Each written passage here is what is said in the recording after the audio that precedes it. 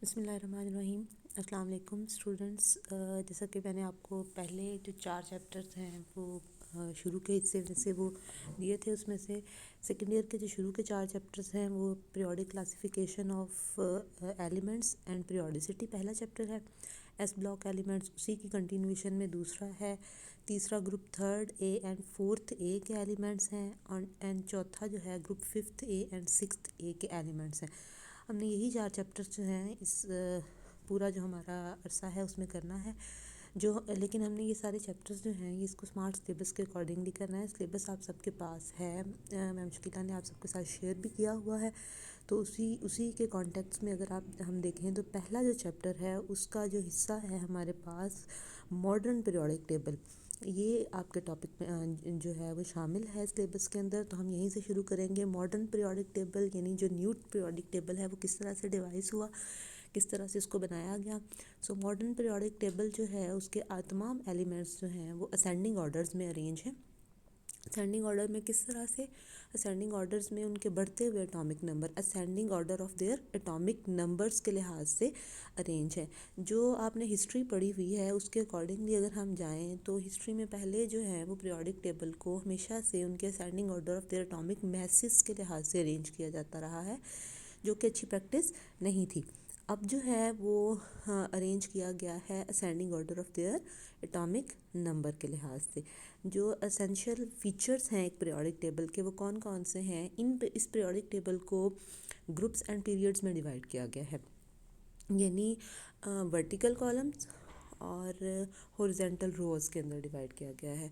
Vertical columns कौन कौन से हैं, तो एलिमेंट्स जो हैं उनको जितनी सिमिलर प्रॉपर्टीज़ वाले हैं उन सबको वर्टिकल कॉलम्स में रखा गया है और उन वर्टिकल कॉलम्स को ग्रुप्स कहा जाता है। पीरियोडिक टेबल में 8 ग्रुप्स हैं जो कि रोमन नंबर्स के साथ 1 to 8 नंबर्स के साथ जो है उसको हम रोमन नुमेरल्स जो हैं उनके साथ उसको नंबर इशू करते हैं। हर ग्रुप जो है वो दो सब ग्रुप्स में डिवाइड होता है जिसको हम ए एंड बी सब ग्रुप्स कहते हैं। ये जो सब ग्रुप्स हैं इनमें रिप्रेजेंटेटिव नॉर्मल एलिमेंट्स, जिनको हम अगर नॉर्मल एलिमेंट्स हैं तो वो सब के सब ए सब ग्रुप में हैं, जबकि बी सब ग्रुप में लेस टिपिकल एलिमेंट्स हैं जिन्हें हम ट्रांजिशन एलिमेंट्स बी कहते हैं, वो रखे गए हैं। जो हॉरिजॉन्टल रोज़ हैं वो हमारे पास पीरियोडिक टेबल में 7 हैं। अगर आप इस तरह से इस पीरियोडिक टेबल को देखें तो ये वाली जो लाइंस हैं, जो वर्टिकल कॉलम्स हैं, ये सारे आपके पास ग्रुप्स हैं। जो आपके पास हॉरिजॉन्टल 7 लाइंस हैं ये आपके पास क्या हैं, ये पीरियड्स हैं। ये जो दो सेपरेट रखी हुई हैं एक्चुअली ये 6 और 7 पीरियड के ही हिस्से हैं, ये कोई अलग से चीज़ नहीं है। ये किस तरह से हिस्से हैं यही चीज़ हम आगे देखेंगे। 7 पीरियड्स हैं पीरियोडिक टेबल में जिनको हम अरेबिक नंबर 1 to 7 देते हैं। जो पीरियड 1 है उसके अंदर 2 एलिमेंट्स हैं, हाइड्रोजन और हीलियम। जो पीरियड 2 और 3 है उसके अंदर 8 एलिमेंट्स हैं। इसलिए जो पीरियड नंबर 1 है इसको हम शॉर्टेस्ट पीरियड कहते हैं।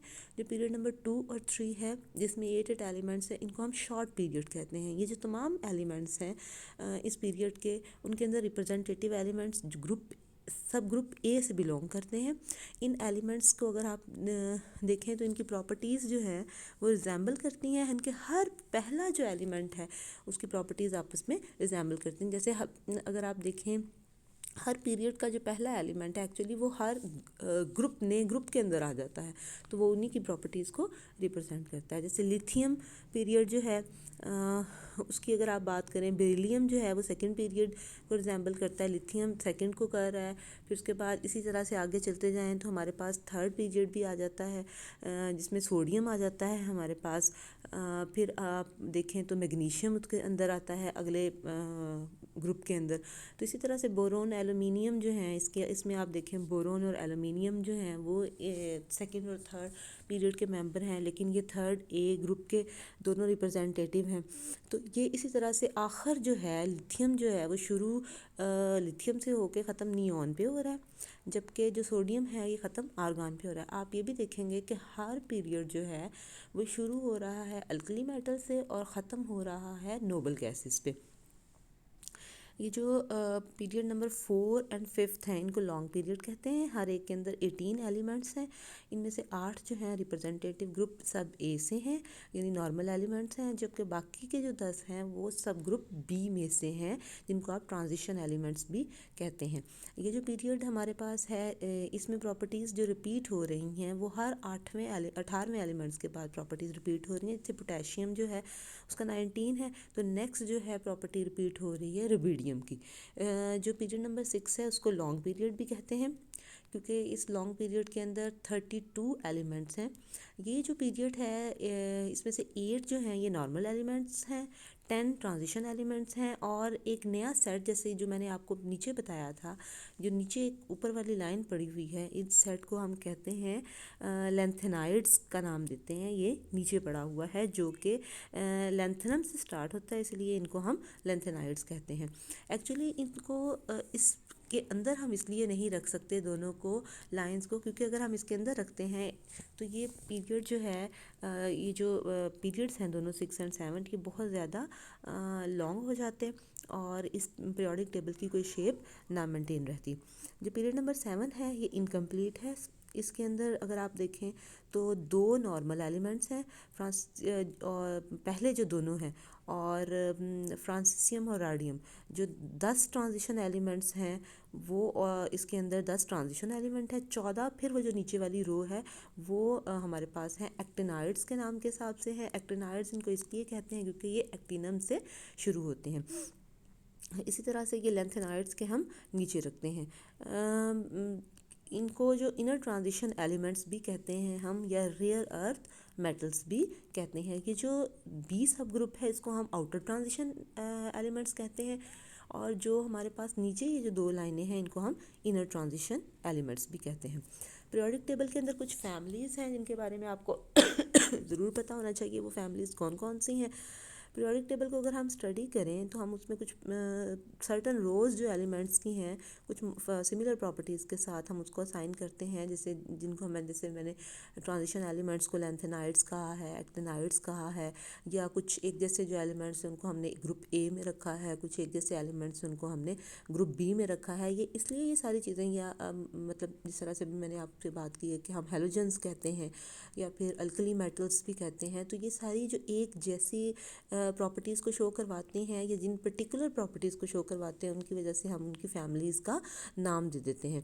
तो वो फैमिलीज़ कौन कौन सी हैं पीरियोडिक टेबल के अंदर, कहाँ कहाँ हैं, किस किस तरह से हैं, तो उनको भी हम डिस्कस करते हैं कि वो कौन कौन सी प्रॉपर्टीज़ हैं, उनको किस लिहाज से किस तरह से हम चीज़ों को देखते हैं। जैसे कि हमारे पास पहली जो हैं वो अल्कली मेटल्स हैं, फिर लास्ट में हम उनको नोबल गैसेस कहते हैं क्योंकि वो रेयर हैं। हेलोजेंस को हेलोजेंस इसलिए कहते हैं क्योंकि वो सॉल्ट फार्मर्स हैं।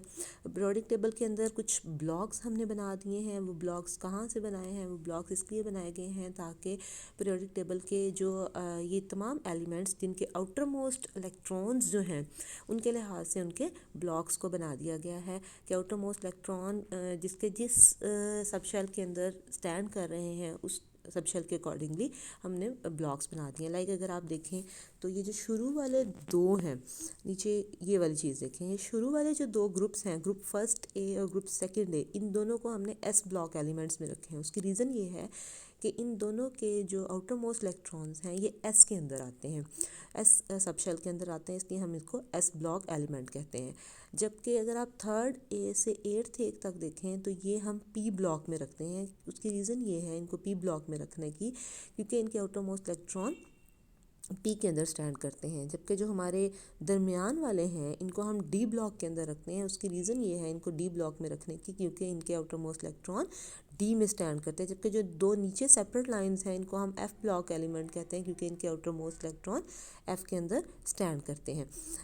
नेक्स्ट जो हमारी ब्लॉक के बाद फैमिलीज़ की बात करें, इस तरह से हम इनकी प्रॉपर्टीज़ को भी प्रिडिक्ट कर सकते हैं कि ये किस तरह के केमिकल रिएक्शंस को शो करवाते हैं। अगला जो हमारा चीज़ है जिनकी मदद से हम इसको देख सकते हैं वो मेटल्स या नॉन मेटल्स हैं। तो पीरियोडिक टेबल की क्लासिफिकेशन के लिहाज से अगर आप देखें तो उनके मेटालिक करैक्टर की प्रॉपर्टीज़ की बात करें तो एलिमेंट्स जो लेफ़्ट हैंड साइड में हैं और पीरियोडिक टेबल के सेंटर में हैं या बॉटम के अंदर हैं वो तमाम मेटल्स हैं।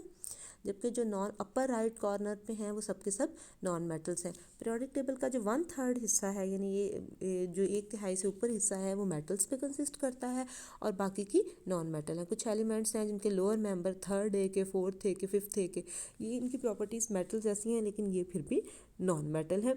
कुछ एलिमेंट्स सेमी मेटल्स हैं, जिनको मेटलॉइड्स कहते हैं। पीरियोडिक टेबल में 4th ए से लेके 8th ए तक जो टॉप राइट कॉर्नर वाले हैं वो तमाम के तमाम इनको लाइन में, और नॉन मेटल्स वालों को हम जैसे स्टेप्ड एलिमेंट है, अगर आप पीरियोडिक टेबल को देखें तो ये कुछ स्टेप्ड एलिमेंट्स हैं। कलर के लिहाज से चलें, ये जो जितना लाइट ब्लू कलर सब का सब आ रहा है, ये सब के सब मेटल्स हैं। ये जो थोड़ा सा ब्लू का शेड डार्क होता जा रहा है ये सब नॉन मेटल्स हैं, और ये जो स्टेप्ड एलिमेंट्स हैं ये मेटलॉइड्स हैं। नीचे वाली उस साइड वाली तो वैसे ही नॉन मेटल्स हैं, उनको हम नोबल गैसेस के लिहाज से नाम देते हैं। तो ये इस तरह से हमारे पास पीरियोडिक टेबल के अंदर मेटल्स और नॉन मेटल्स का कुछ हिस्सा है।